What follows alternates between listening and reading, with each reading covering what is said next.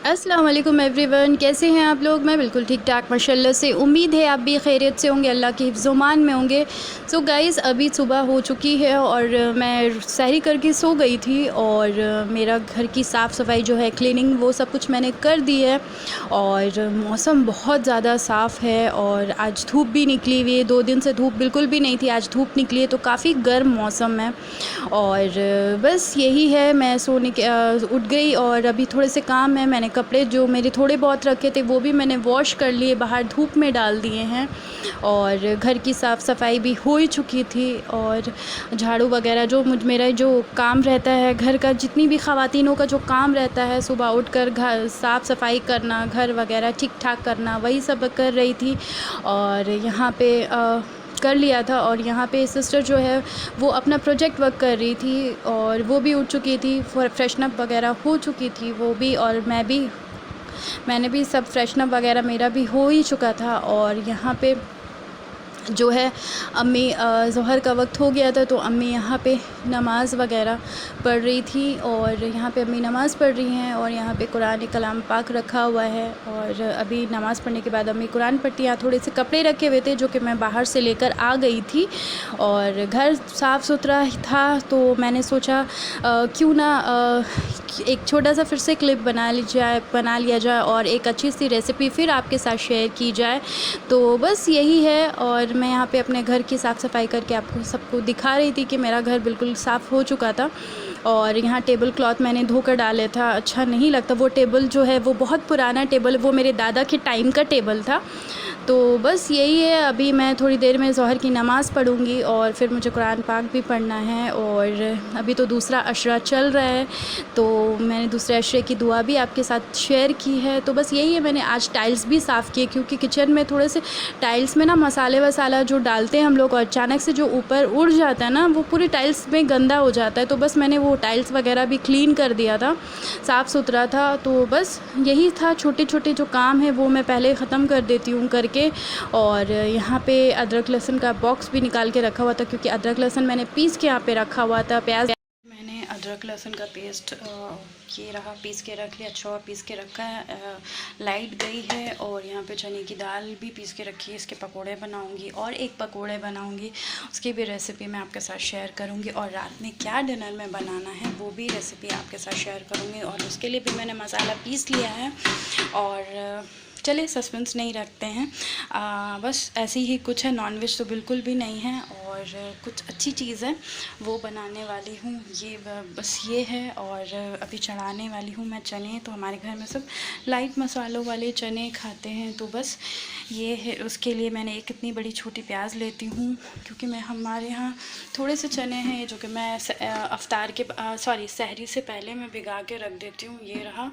और ये रही चने की दाल, इसमें खीरा वगैरह प्याज वगैरह डाल देते हैं। पीछे बैकग्राउंड से अगर आवाज़ आ रही हो तो प्लीज़ माइंड मत कीजिए क्योंकि हमारे इस तरफ कंस्ट्रक्शन का काम 2-3 घरों में चल रहा है, सब अपने अपने घरों का काम फारिग कर रहे हैं। तो बस यही है। और लाइट बहुत ज़्यादा आना जाना कर रही है इसी, और लाइट का ऐसी ड्रामा रहता है, गर्मी आते के साथ उनका कोई ना कोई काम स्टार्ट हो जाता है। लोड शेडिंग हो गया या ट्रांसफार्मर कहीं का चेंज हो रहा है, तो बस ऐसी सब स्टेशनों में कुछ ना कुछ लगा रहता है। बहरहाल तो मैंने यहाँ सारी बॉटल्स वगैरह भर के रख दी है, मेरा कैंट भर भी गया है। और मैं जा रही थी चने चढ़ाने और मेरे चने चढ़ जाएंगे तो मैं जाके नमाज़ पढ़ लूँगी, कलाम पाक पढ़ लूँगी। और अभी जो हमारा दूसरा अशरा जो चल रहा है रमज़ान मुबारक का, इसमें हमें दुआएं मग़फ़िरत करनी है, जितना हो सके हमें अस्तग़फ़िरुल्लाह पढ़ना है।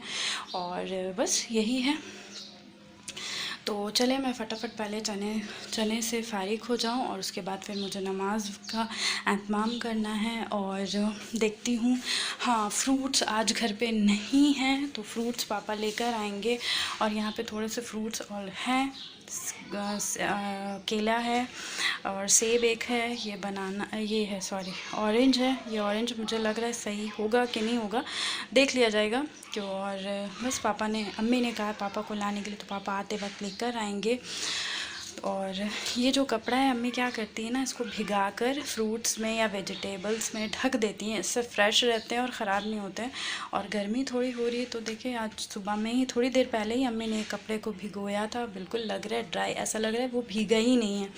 तो ये रहा। और थोड़े से बर्तन जो थे वो धो के रख दिए। अभी इन बर्तनों को समेटना बाकी है मेरा, आधा मैंने समेट दिया, थोड़ा सा बाकी है।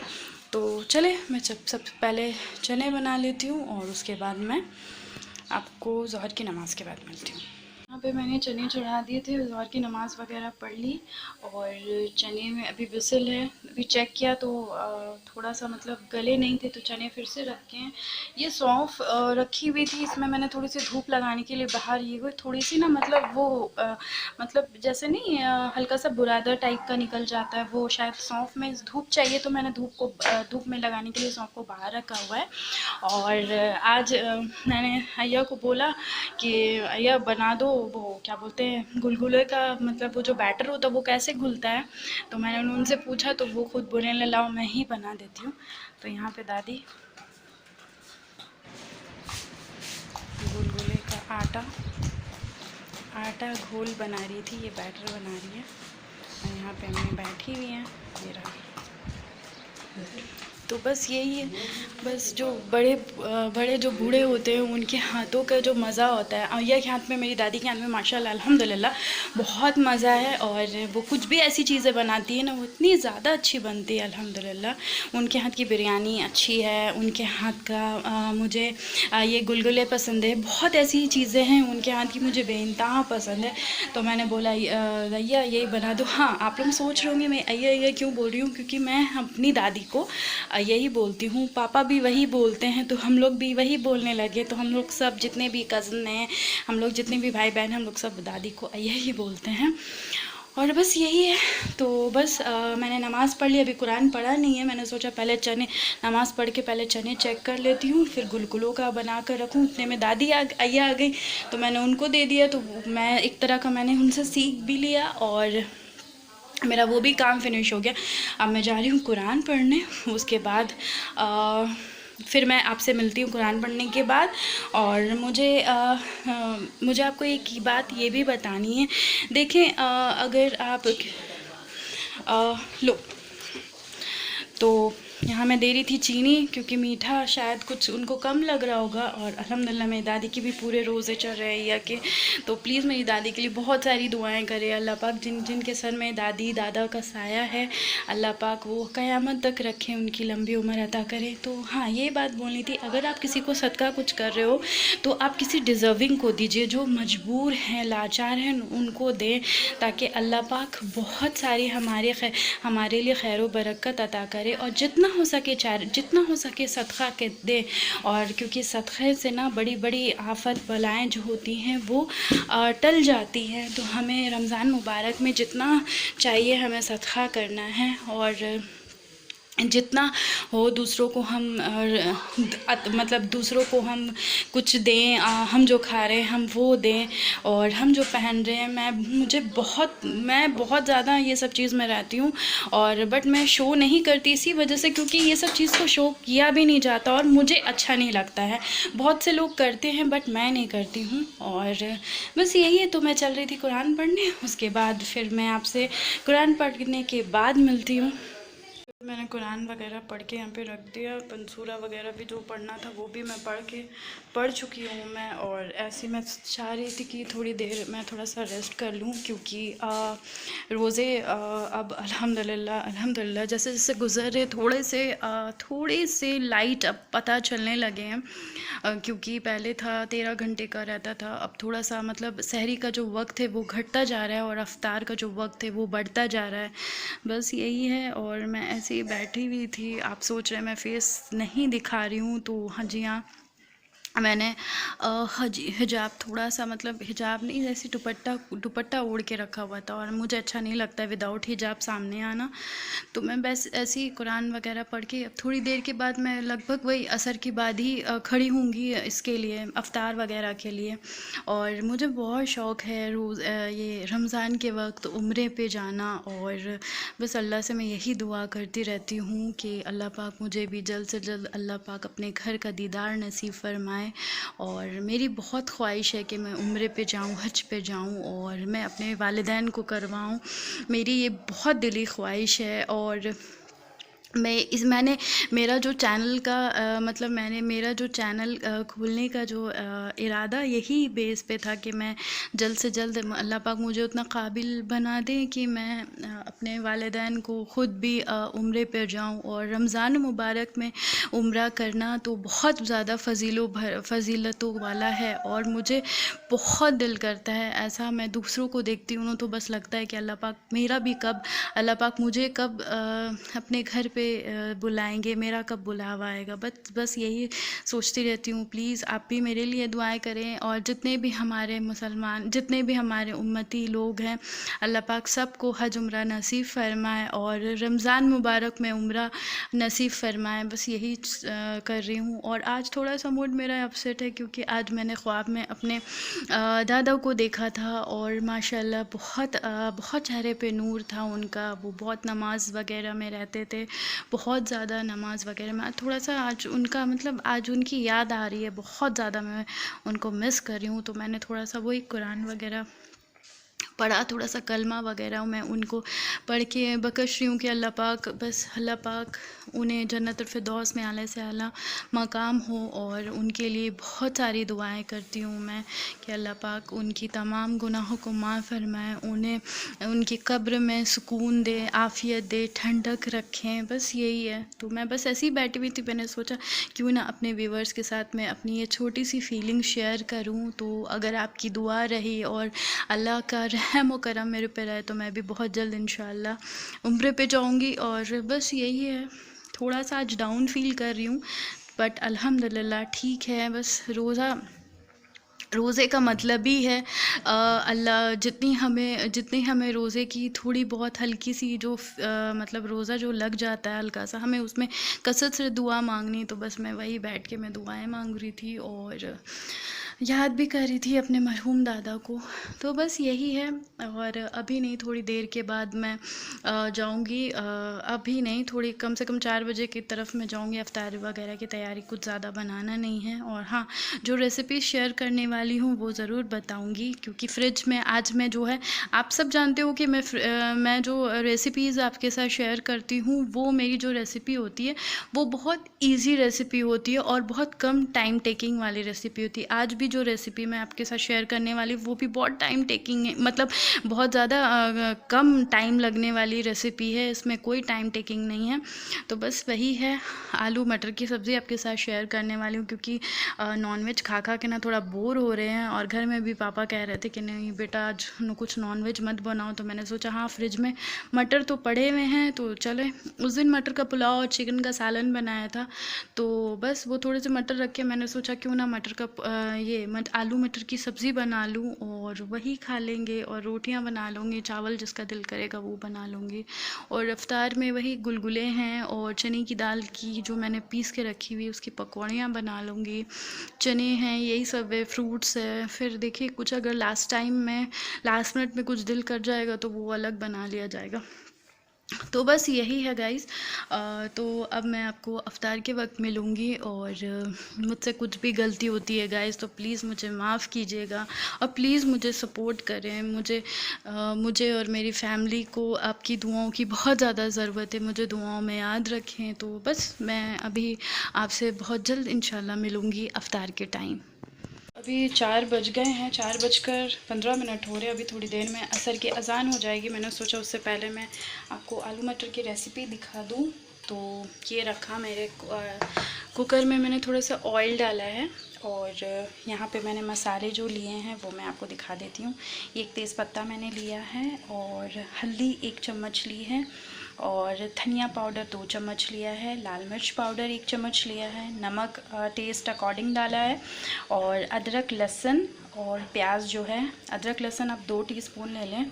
और प्याज जो है मैंने एक मीडियम साइज़ की प्याज ली थी, ज़्यादा बड़ी नहीं ज़्यादा छोटी नहीं, मीडियम साइज़ की प्याज ली थी। और यहाँ पे कुछ मेरे पास मटर पड़े हुए थे, मैंने सोचा चले मटर ही बना लेते, आलू मटर, बोर हो जा रहे हैं नॉनवेज खा कर। तो बस ये रहा मटर है, यहाँ पे आलू अम्मी ने कट करके रखे हुए हैं। यहाँ मैंने दाल रेडी करके रखी है, कच्ची चने की दाल है और यहाँ मैंने पकोड़ों के लिए प्याज वगैरह सब कुछ करके रखा है। ये तो गरम गरम ही बनेंगे, अभी नहीं, तो जो पहले है वो मैं कर लेती हूँ। तो बस ऑयल गरम हो जाए तो फिर मुझे ये मसाला डालना है। मसाला डालने के बाद इसे खूब अच्छे से भूनना है और उसके बाद कम से कम आप 15 to 20 मिनट्स आप मसाला भून लें। इससे क्या होगा ना, मसाले का जो टेस्ट है वो बहुत अच्छा होगा और खाने में भी बहुत अच्छा लगेगा। तो यही है और बहुत इजी है। आप जानते हो कि मैं इजी ही रेसिपी आपसे शेयर करती हूँ और रमज़ान मुबारक के महीने में। और हाँ, मेरी सब्सक्राइबर एक हैं जिन्होंने मुझे कमेंट किया था कि आप ही वो बिरयानी बताएं, मटन बिरयानी बताएं मुझे, आलू डली हुई जो बिरयानी होती है मटन में, वो बताएं। तो इंशाल्लाह मैं वो भी बहुत जल्दी रेसिपी आपके साथ शेयर करूंगी। और वो भी हर चीज़ मेथड, चिकन तो मैंने आपके साथ शेयर की ही है, बट मटन जो है वो भी इंशाल्लाह बहुत जल्दी शेयर करूंगी। तो बस ये तेल मेरा गर्म हो गया है, मसाला डालना है और इसे अच्छे से भून लेना है। तो मैं तब तक मसाला भूनती हूँ और फिर मैं मसाला भूनने के बाद फिर आपसे मिलती हूँ। यहाँ पे मेरे पास एक टमाटर रखा हुआ था, वो मैंने डाल दिया इसमें और ये अब भुनाई पे आ रहा है। मतलब अभी थोड़ी देर और मैं भूनूंगी इसे और उसके बाद मैं आलू मटर डाल दूँगी। ये रहा।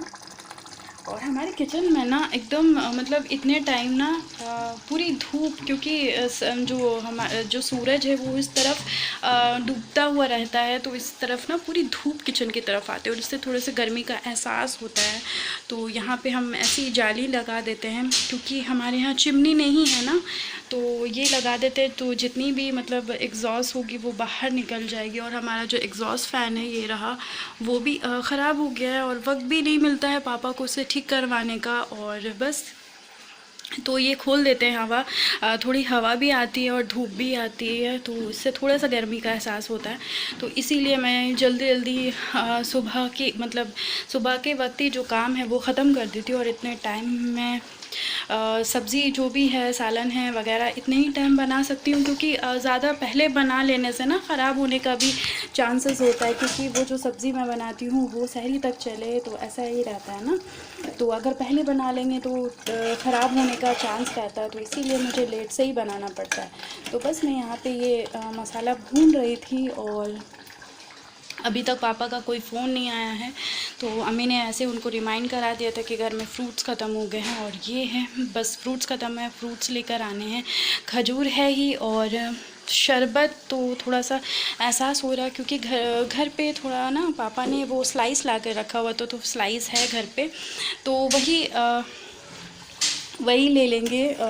शरबत वगैरह भी नहीं बनाऊंगी, रूह अफ़ज़ा भी है घर पे, वो भी बना सकती हूँ, बट जो है वो पहले उसे ख़त्म करें। मुझे वेस्ट करना बिल्कुल भी नहीं पसंद है, क्योंकि मैं चाहती हूँ कि हमारे जितना हम मतलब इतना मुख्तसर सा बनाए कि वो ख़त्म हो जाए। और इतना मैं बनाती हूँ ताकि हमारे जो कोई भी अचानक से अगर हमारे घर पर कोई आ जाता है तो हम उन्हें सर्व भी कर सकते हैं। तो बस मैं उतना ही लिमिट में बनाती हूँ, मैं ज़्यादा बना के वेस्ट नहीं करती हूँ, क्योंकि हमें हर एक चीज़ का अल्लाह पाक को जवाब देना है, रिज़्क़ का देना है, हमारे जो भी हर एक चीज़ का हमें जवाब देना है। तो असर की अज़ान होना स्टार्ट हो गई है, तो मैं जल्दी ये मसाला भून जाए तो बस आलू मटर डालने हैं। आलू मटर डाल के एक दो चम्मच से अच्छे से मिला लें और उसके बाद फिर दो सीटी लगा लें और बस आपके फटाफट इंस्टेंट सी आपकी आलू मटर की सब्ज़ी रेडी है। आप उसे पराठों के साथ खा लें, रोटी के साथ खा लें, चावल के साथ, चावल बॉईल कर लें, वो खा लें, बहुत टेस्टी लगते हैं। तो गाइस अब मैं मिलती हूँ आपको नमाज के बाद।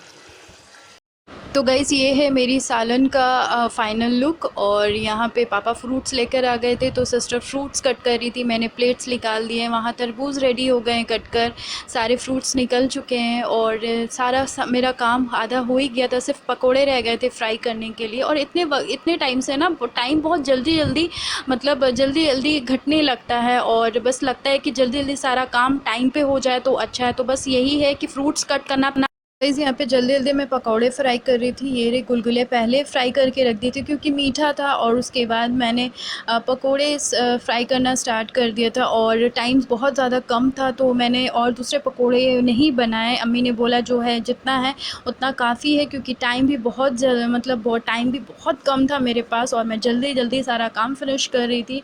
और ये पकौड़े जो थे ये भी जल्दी जल्दी फ्राई करके रख रही थी, और पापा फिर कहीं कुछ लाने चले गए थे, और अम्मी मना कर रही थी कि मत लेकर आओ कुछ, इतना काफ़ी है, बट उनको कुछ खाना था तो यहाँ पे पापा लेकर आ गए थे हलीम, और उनको ये दिखा तो ये बहुत ज़्यादा एक्साइटेड हो गए कि ये लेकर जाना है। तो ये मटन का हलीम था, और यहाँ का बहुत स्पेशल हलीम है, और पापा को मन था कि हलीम खा ले वो, तो वो लेकर सबके लिए आ गए थे। और यहाँ पे हमने प्लेट सारा लगाकर यहाँ पे रख दिया था, और अम्मी को जो हम लोग जो भिजा हम जो भिज मैं जो भिजाती हूँ वो भिजा चुकी थी कज़न के हाथ।